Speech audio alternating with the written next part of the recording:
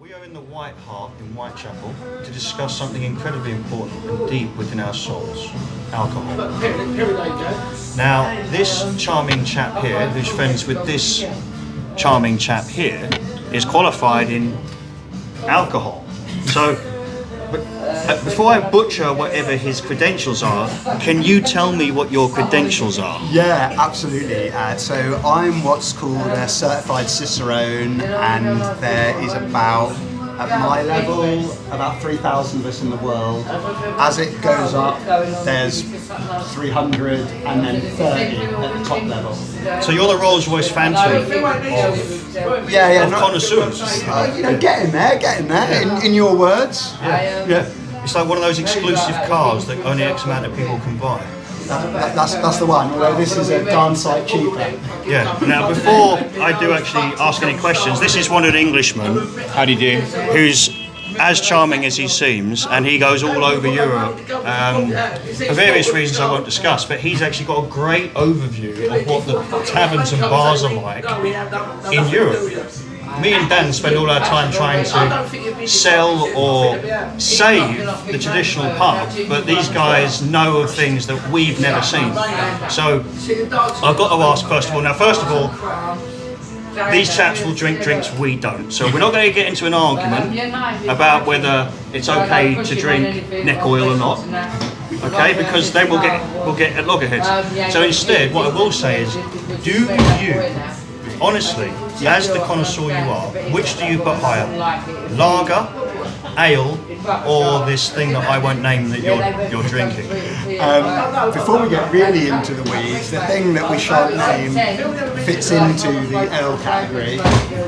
So beers are either lager or ale. But, I mean, I haven't found a beer I don't like, so it's going to be hard. You haven't found a beer you don't like? Well, do you remember we had in Budapest? We've had a few beers we don't like. We had a basil and tomato sour. That I didn't like. That's like tomato sauce crisps. I really rated it because it tasted like they wanted it to taste like. I mean, you probably don't want to drink a tomato and basil sour, but if you set out to make one, then well done. Picture this: there was 8 people in the round, and that was his round. He bought 8 pints of that. I'd be gutted. We all had to sit there and drink that. No, that was when I actually picked probably the worst beer in the world. That wasn't even a tomato sour.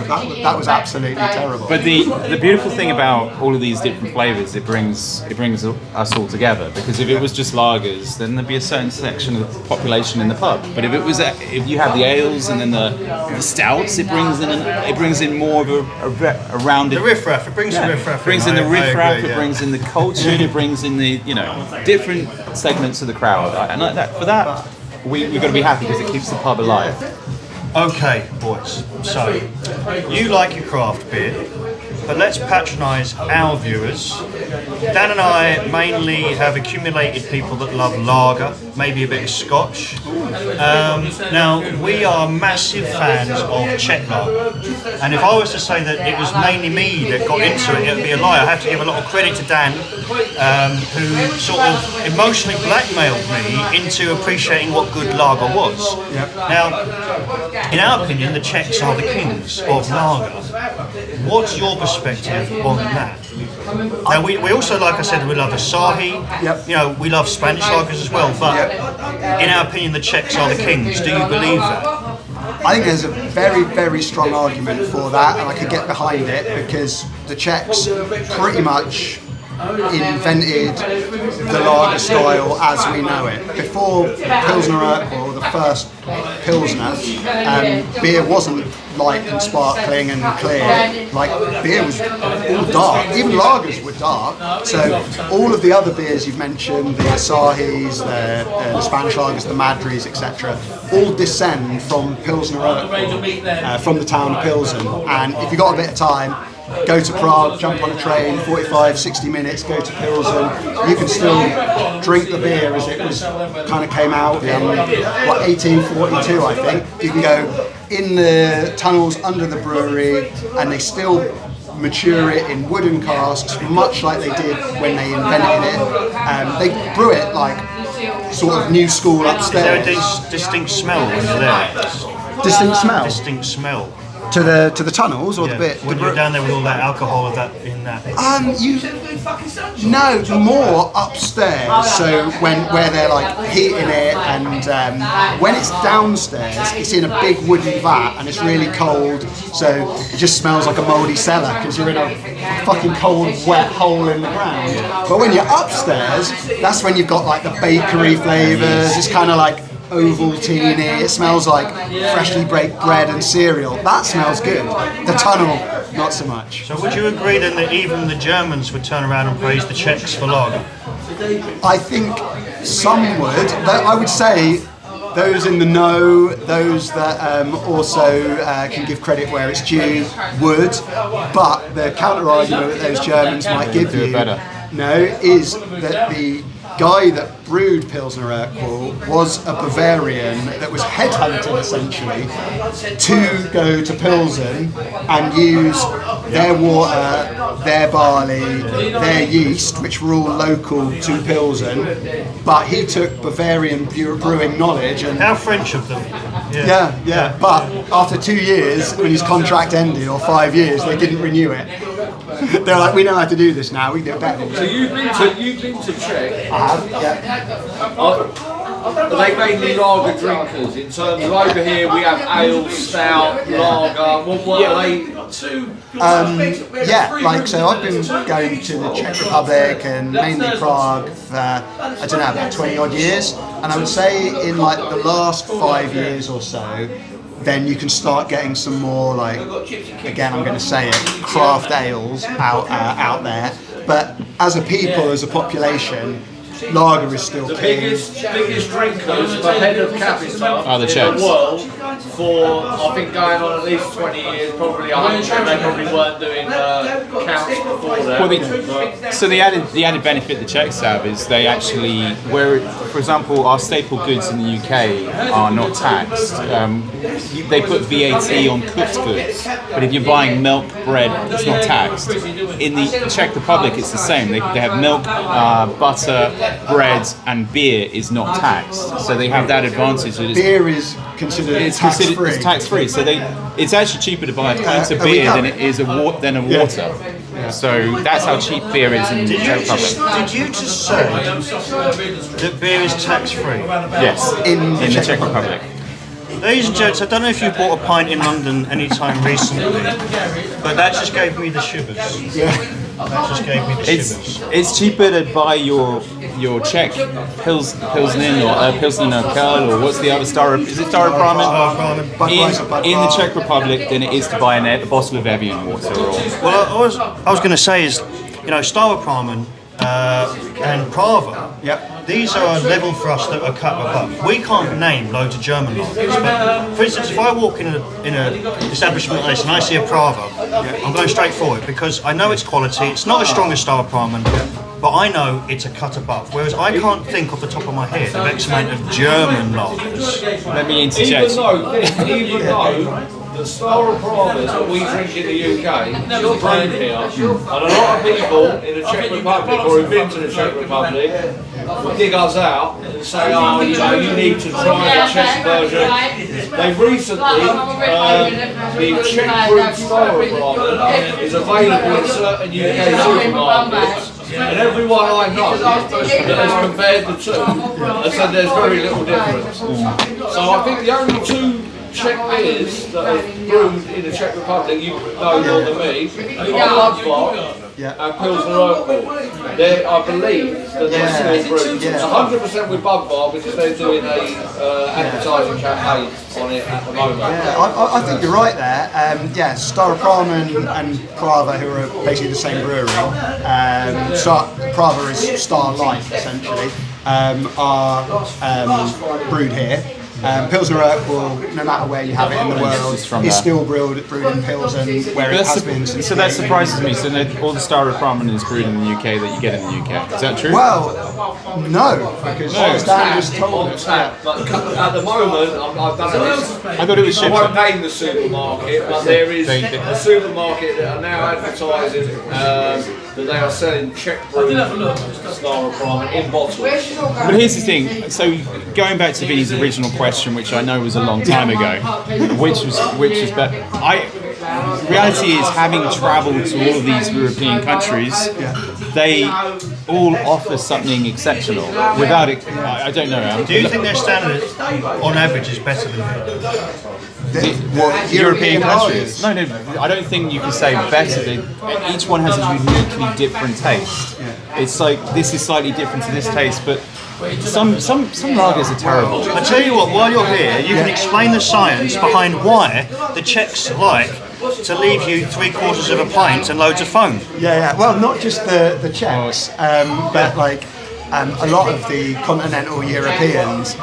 Well, one, their glasses are lined, so it will say beer to beer, like probably 25 cl. So you know how much beer you're paying for, and then the rest is purposely head. And the reason they put the head on it is because a lot of the, not the gas, the aromas from the hops and things get like trapped in the head. So you can get a better aroma. You can smell what the brewer wants better with a bigger head. It's in there. So would you say we're wrong? I've also heard though, let me just jump in. I've also heard that because the Czechs are such big drinkers, that the custom out there is that when, and there's 3 different words apparently for this, when you order a pint, is that depending on the situation that you're having a drink. So if you was, say, having a business meeting, and you're not really there to have the drink, but as I say, probably due to the no tax on the cost of the pint, you would sit down, and the drink is just more there to be had while you do your meeting. So you might ask for almost 2/3 of the pint to be froth. It's going to be, the pint's going to sit there for a long time, it's going to keep it fresher, you're going to sit on the froth and the pint will taste better. Then you'd have your second level, where, as I say, it might not be a business meeting, but you're just having a social interaction. And then the third level is when you're going to get right on it, and then you're like, You're like minimal. You've seen this in Czech Republic? Many In times. case the camera didn't hear him, quickly Explain. sort of summarise what he just said. So the question was, in the Czech Republic, is it true that there's essentially 3 pours with varying amounts of froth? The first, which to you and me would be like, oh my fucking god, that's a lot of froth, is standard. Then there's fuck, that's a lot of froth. And then there's you are an absolute mad fucker, where is the liquid? And that third one is called a Milko pour, and is absolutely true. It was sort of kind of considered back in the day. Like You could be maybe- assaulted here for that. Dad, I take it back. I'd never seen it before. They all...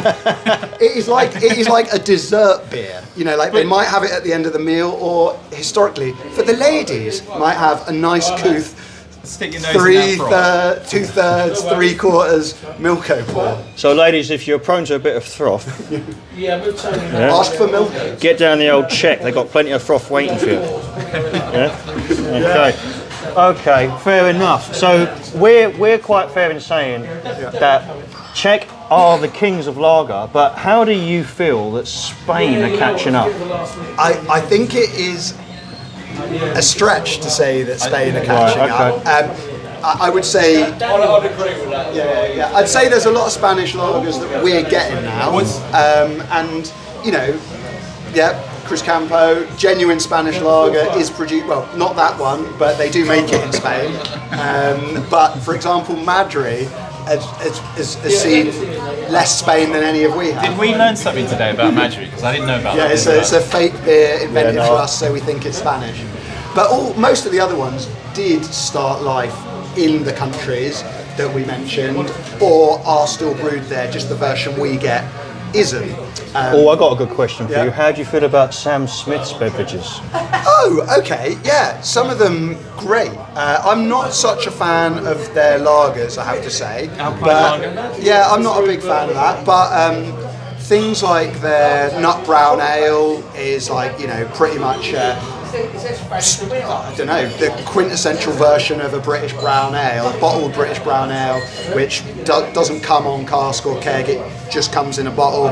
That is like brewed as it should. Like You think that's high standard? I think that's very high standard. I think a lot of their beers are high standard. The organic ones are right. It's a lager, isn't it? It might be. I don't drink a lot of their lagers. Yeah, that's okay. That one. It's the most premium. What's the Taddy for me. Tadcaster Bitter? Taddy is alright. That's the only one. Yeah, Taddy on cask, not so much on keg. Thing is, you've got no choice when you go into one of those places. I mean, Nice and cheap pint, some though, people isn't are it? too biased, right? The problem is that some people, it's like when we're talking about pie and mash, right? Yeah. Now, if I come across a pie and mash shop and it's the best in London, I'll admit it, whether I'm from East or not. And some people will say, no, our lager's the best. This is the best because we're us. Yeah. Dan and I will stand back and say, look, Czech, and we've got to give Japan some props for its recent whiskies, its Czech, the way it's produced Asahi. So we could easily stand here and say, oh yeah, but it's not British beer or whatever. Well, I'm sorry, we're drinking imitation, Czech beer in Britain half the time. So ultimately, we should give credit where it's due to the right businesses, shouldn't we? Of course. Yeah. I mean, to use Asahi or Japanese lager as an example, it's not. I don't necessarily dislike it. It's not my favourite.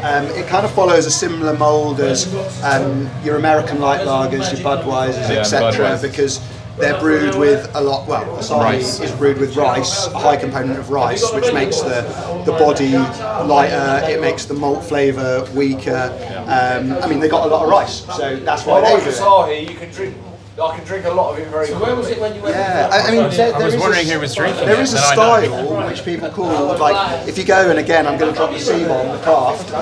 There's a lot of craft brewers that will do what they call a Japanese rice lager. That is essentially Asahi, but with the craft badge. So they're taking Asahi, maybe doing a bit of other stuff to it, but essentially they're using the malt bill, and that's a fancy word for what the grain is. Right, boys, now before we carry on, I have to mention the pub we're in, what it's most famous for is its relation to George Chapman, who was a serial killer during the 1800s, who people believe might have been Jack the Ripper. He poisoned his victims and he worked in what we call a barber shop beneath this pub because barbers used to also be surgeons. So if you are in the vicinity of Whitechapel, be sure to visit this pub, not just because it's one of the last pubs worth visiting, because it has actual historical relevance in our British history and the crime scene. Now, I have to also allude to the fact that throughout history, for longer than it hasn't been the case, that pubs weren't really there for alcohol strength. They were there so we could nurse a pint and be together, an excuse to be together. At what point, I've got two questions, at what point does an alcohol become so strong that it's no longer the alcohol it says it is, that it becomes borderline something like absinthe? And what is the strongest lager or beer you've ever come across? Personally, and the question here is, do I remember that I've drunk it or not? There's two that I know I've drunk that are super strong, and there could be others, because when you're at a beer festival, who knows? The two strongest I've had were probably both by Brewdog, and the names here sound made up, but they're real.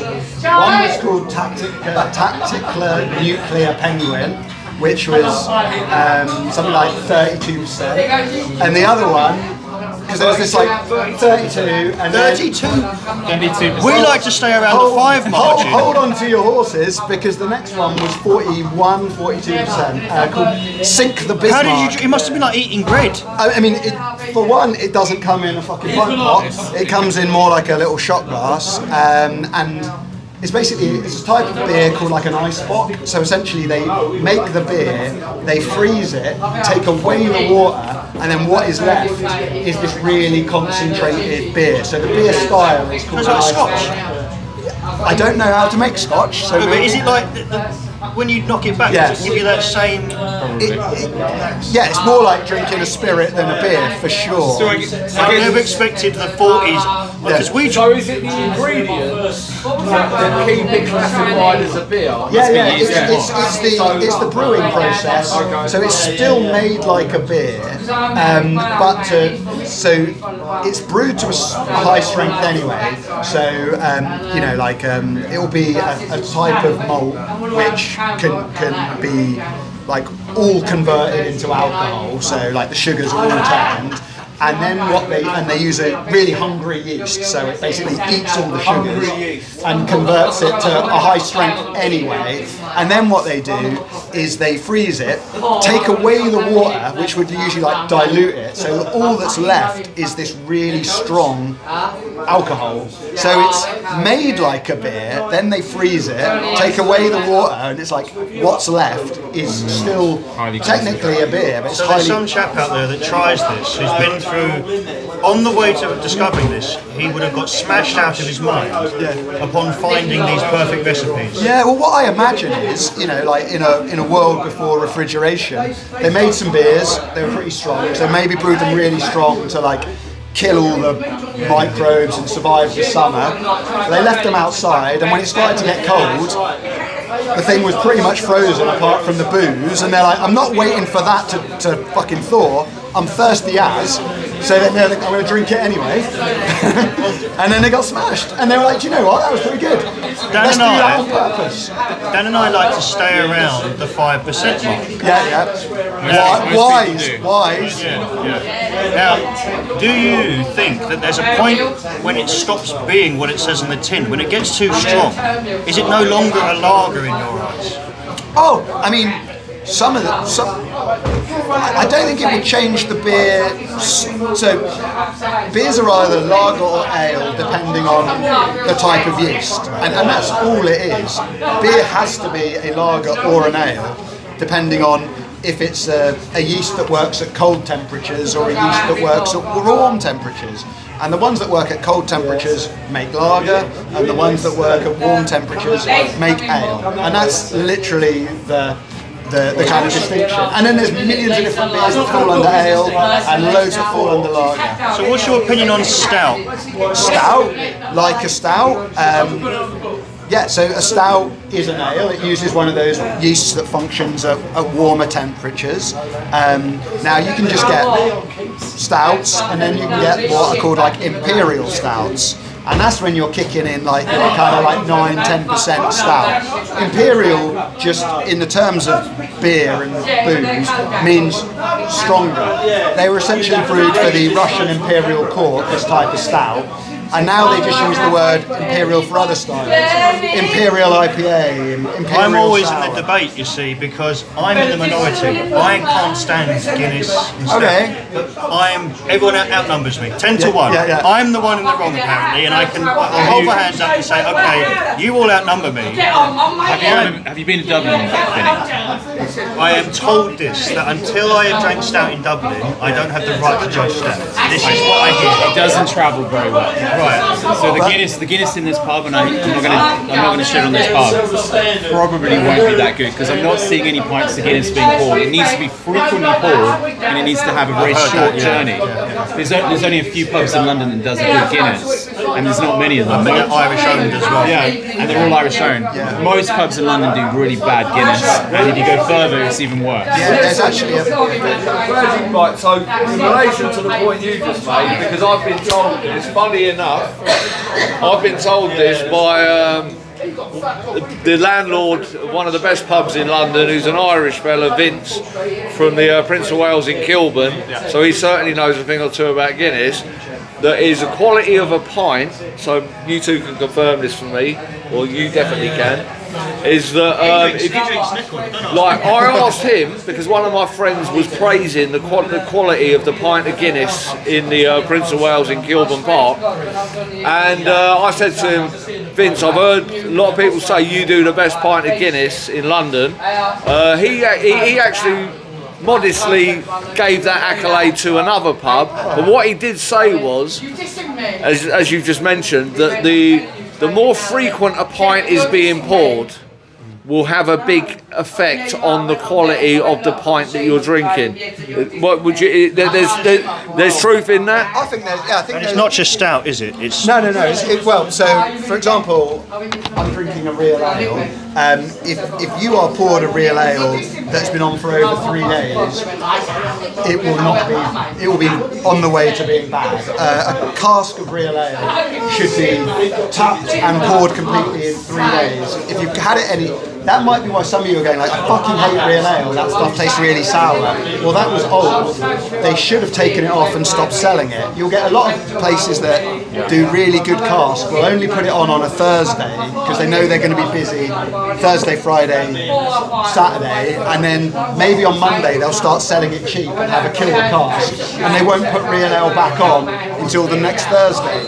But some places just like leave it on a week, and that would be terrible because real ale essentially has got actual oxygen, which is beer's worst nightmare enemy, purposely put in it, and so it can only do about 3 days before being off. But yeah, the same like keg beer can last longer, but again, absolutely, the quicker it's poured, you also don't want it sitting in the line. So overnight, if you get the first pint of the day and it's been sitting in the lines all night, if you are the first person in the pub, don't order the first pint. Being someone who is regularly the first person in many pubs, I'm not even going to tell you what time he starts, honestly. I can totally confirm that. Yeah. And also, as I say, if I walked into a pub and everyone in that pub is drinking Foster's or Carlsberg, and they've got the stronger option on tap, a 5% beer, and I walk in and I say whether it be a Star or a Asahi, clearly no one in that pub has been drinking that. You look around, all you're seeing is Foster's glasses. I drink it and it's never the best pint. Never the best pint. Yeah, you'd hope, it's not always the case, you'd hope that before they open, they pour like a couple of pints through every line, especially for cask, because the cask stuff would have been getting air in it all The night. reality is like most don't. No. I've got a good question for you then. I've got a good question for you. What's the worst lager and worst of that which I shall not name? What's the worst you've ever come across? Well, if you want to know that, you have to go on his Untapped profile and you can look at what he says. On Untapped, he will say 0.25, this is the worst thing I've ever drunk. I'm actually quite kind because I feel that like nobody sets out to make a shit beer, you know, and it's like making beer isn't easy. Like some aren't great. So I don't try to slate many because I'm like, I might not like You can slate one. Give us the worst one. There must be some. we had like worst lager or just worst beer? Either. Craft, lager. Oh, I don't know. offend a few people. It's usually down to how it's been kept rather than the beer itself, I would say. But Off the top of your head, you I haven't got can't one. remember the last time I ordered a Foster's, to put it that way. There's a question for myself actually. There's a lot You of hear that, ladies and gents? there's a lot of lagers that I'm told have added additives, chemicals that have been put into them. Why are companies doing that to their lagers, and what's the reasoning So behind that? I can't speak a lot on that because I don't work for the breweries. I don't know what goes into it. But you know, the perception is that, you know, someone orders a Stella, they're like, that's a pint of chemicals. Now I don't know how much truth there is in that, and I'm sure there's someone out there that can correct me. So please do. But my guess is there's probably preservatives in there. Obviously, all these beers, not real ale because that's living, are pasteurised to make them last longer. But if you see anything that says that it's brewed to the German purity law or the Reinheitsgebot, which is the same thing, that means it can only be made from 4 ingredients. So that will be, and that is mainly used on lagers, but applies to all beers. That means it will only have, for it to be Reinheitsgebot, which is German, is malted barley specifically, but you could say malted grain, hops, water, and in latter days yeast. Because when they made this thing in the 12 or 1300s, they didn't know what yeast was. They were like, beer magically appears. So they said it could only have 3 ingredients, but science, now we're allowed 4. Well, let's put this into another perspective. Beck's is brewed to Reinheitsgebot. Do you think that the overall competition to make strong beers, lagers, craft has ruined in some way what the pub was, or do you think it's okay? Do you think it's bringing it back to life? Well, there are going to be some pubs where you're not going to find a beer over 5.5%, I'd imagine. I mean, you know, I remember when Stella was like 5.3%, and that was the only thing I drank. When it was Wife beater. no, look, when listen, it was good, you listen, said right now, I used to love Stella Artois. Me too. And the Me stigma too. was so unfair. The stigma to Stella was so unfair because yes, it made you. All lager makes you aggressive to a degree, but I think it was really nice. When they changed its percentage, it lost me. It lost all of us. Now, when they brought out Unfiltered, which Dan was fortunate enough, he was actually there at the Marquis to see the revealing of the Free beer all night. Hey. Free beer all night at the Marquis. Thank you, Tommy, for getting me in there. Yeah, we were there. Yeah, the Marquis, blinding pub for anyone that's not beautiful pub, owned by Tommy. Big shout out to Tommy. Now, but Not owned by him, run by him. run by him. Sorry, Tommy. Sorry, mate. Now, the thing is, I loved Unfiltered, but it didn't take off, and unfortunately, they've had to remove their pint. It's already gone from Marquis. What? Now, have you tried it? Yeah, I thought it was great. first class. It's great. I'm glad you say that. You still get it in supermarkets, right? Yeah. And I fear that Britain might let go of it. That'd be sad. But you agree that it was a cut above this lowered percentage Stella that we're drinking today. Oh, undoubtedly. But you know the reason why they've lowered the percentage on this. You know the reason for that, Vinny. Well, I'm not going to go into it myself. Well, no. So this is why we go in. This. I don't think it's the beer companies or the race to have higher percentages. It's to do with the government has ruined pints. Listen, if you're going out nowadays to get drunk, you'll buy more pints. Yeah. No. But it's not the government. It's not the government going. Oh, we don't want.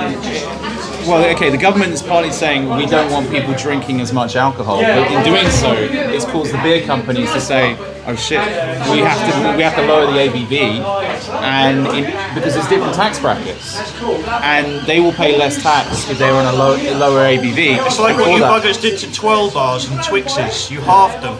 Well, that's in place. What is the exact reason behind the ABV? So you can name any number of beers from breweries, cask or lager that all of you have enjoyed that you'll now find is it 3.4% and lower because that's the cut-off. That's the tax. That's the tax bracket. They get double the tax. I don't know how much more they lowered it. They ruin the taste. So if you take Star Palmer and drop it, then it's not the same creature. No.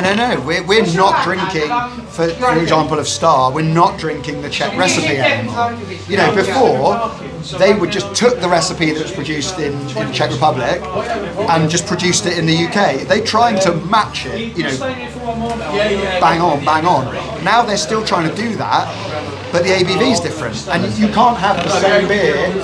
Oh, is the ABV the same? ABV's the same. Oh, okay. Sorry, I didn't know that. I think it's 5%. It is 5%. So, well, in that case, that probably then. ABV on the what? They haven't changed well, that in one. that case, they're likely using the same recipe. But for others, and I can't think of an But the Stellas they have changed it. Another interesting coming to my mind is that you will know this. You know the brewery is it Adnams? Yeah. So they were renowned, apparently, obviously brewery with a lot of history, Burton upon Trent, like in Staffordshire. Apparently the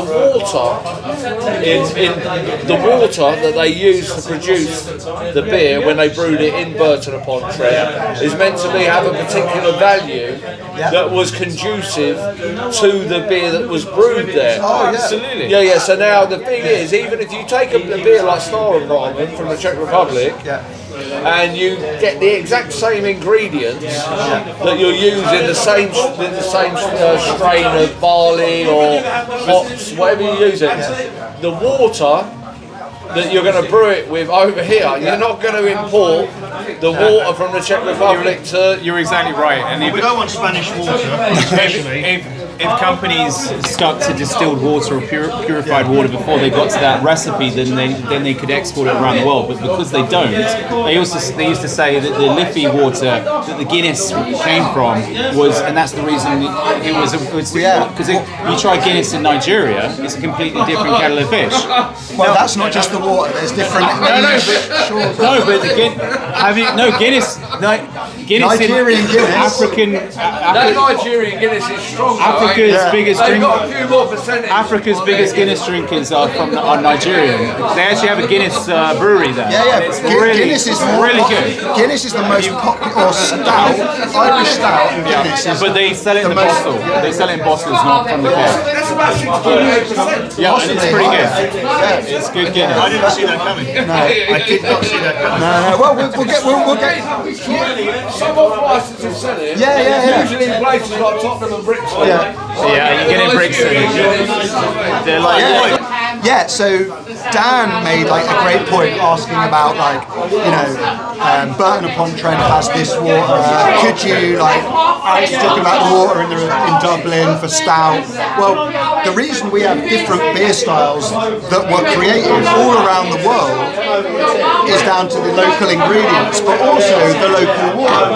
So in Burton, the type of water they had there, really high in gypsum, which essentially really accentuated the bitterness in hops. So that's why IPAs, and by those strengths in those days, IPA was the most bitter beer in the UK, were made, although IPAs arguably started in London, they were perfected in Burton. So you can now have all around the world brewers doing something to their water profiles with chemicals called Burtonization. They're essentially trying to replicate the water of Burton, not just in England, all across the world. IPAs the world over are trying to replicate the water of Burton-on-Trent. In America, they are doing that now. London had dark beers like porters and stouts, and Dublin too, because our water profile was best suited to the dark roasted malts. Pilsner Urquell, their water was mineral free, so it didn't do anything. It didn't make the bitter more bitter or less bitter. So the thing about the Czech Republic, and particularly Pilsen, was they had what's called soft water, so it didn't add anything. So the hops and the malt flavours just shone because the water didn't do anything to it. So you're saying that the Czechs are the kings? Sorry? So you're saying the Czechs are the kings after all? Oh, I mean, they are the founders. They are well, you could say best or shittest. Their water does nothing to the beer, so the ingredients sing. The Burton water makes the hop bitterness more bitter. The mineral heavy water in London and Dublin works. It takes you into a Ninja Turtle. It can. April O'Neil is going to be here smashing pints of stout and porter any second. So is this why, if you're in the far-flung reach of California and you get the recipe for, I don't know, something from Czech Republic, it's just not going to taste the same, no matter what you do, because of your water content? If they did nothing to the water, then yes. I don't know what the water profile of California is, but my guess, and I can say with 99% confidence, is they're we want to brew a beer that replicates Pilsner Urquell. We need to remove whatever minerals we've got to ensure that the water profile matches Pilsner. So is this when you're saying that how can I put it, the chemicals may be added to the water prior to brewing?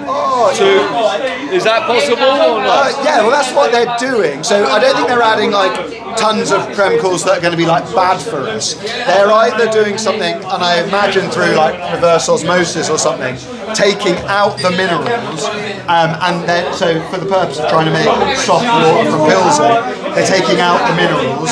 But then if they want to make Burton style water, they're throwing in gypsum calcium sulfate. If they want to make London water, they're throwing in calcium carbonate.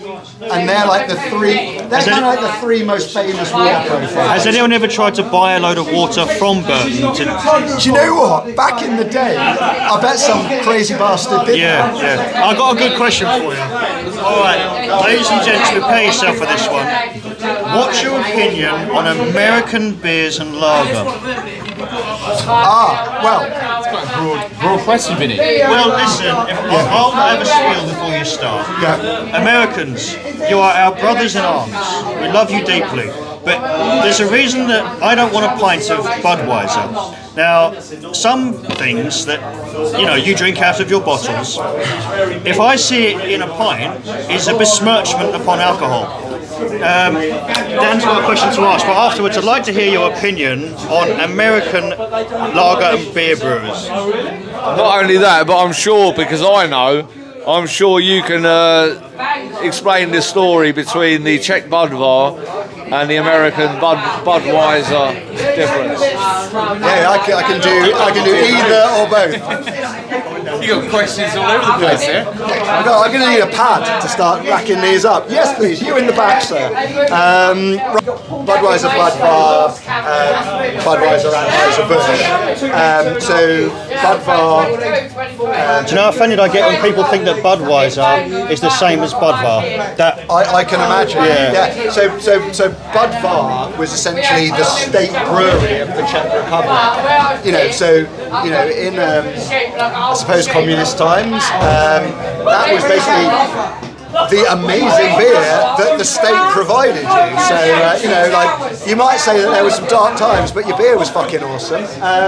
So in the Czech, in America, Anheuser-Busch, owners of Budweiser, Budweiser Budvar is called Czechvar in America because of because they can't comprehend more than one alcohol. No, licensing. They basically said, you guys who invented this beer with this name that predates our beer by hundreds of years, you can't call it that. In America, Budweiser Budvar, the original from the Czech Republic, you can get it, but its name is Czechvar in America. So Vin, you were asking about my thoughts on American brewers, American lager. So I can tell by your face you're being so politically correct. I can tell. Before I unleash hell. You said to me there's no beer you don't like, and I've mentioned the entire country of America, and he's squirming like a worm. Carry on. I'm going to say something, and then I'm going to say something else, and the second thing you're going to be like, I didn't see that coming. So the first one is American, basically Prohibition fucked American brewing. I mean, of course it did, but so America, prior to Prohibition, you had like a melting pot of amazing brewers. You had like all the Bavarian influence, probably still some hangover from the British influence, although we'd, That's such a fair comment. But so pre-Prohibition, you had, German brewers, essentially, all of the German immigrants, the Polish immigrants, and the Dutch, won't forget them, AVT. So essentially, you can make a point for American beer being some of the best and most diverse, probably some of the best lagers in the world, drawing on those brewing traditions, all coming to America. So are you blaming Prohibition for their awful pints in 2024? I'm going to say that I think there are some amazing American pints in 2024, but I am blaming Prohibition for the terrible American beer from, I guess, the repeal of Prohibition up until the mid-80s, when essentially, when Prohibition was repealed, and people were like, fuck yeah, let's get me some beer. People could not take bitterness or hops. They were like, oh my fucking god, I want beer, but this is terrible. There's too much flavour. No. So essentially what they did was they purposely tried to brew tasteless beer.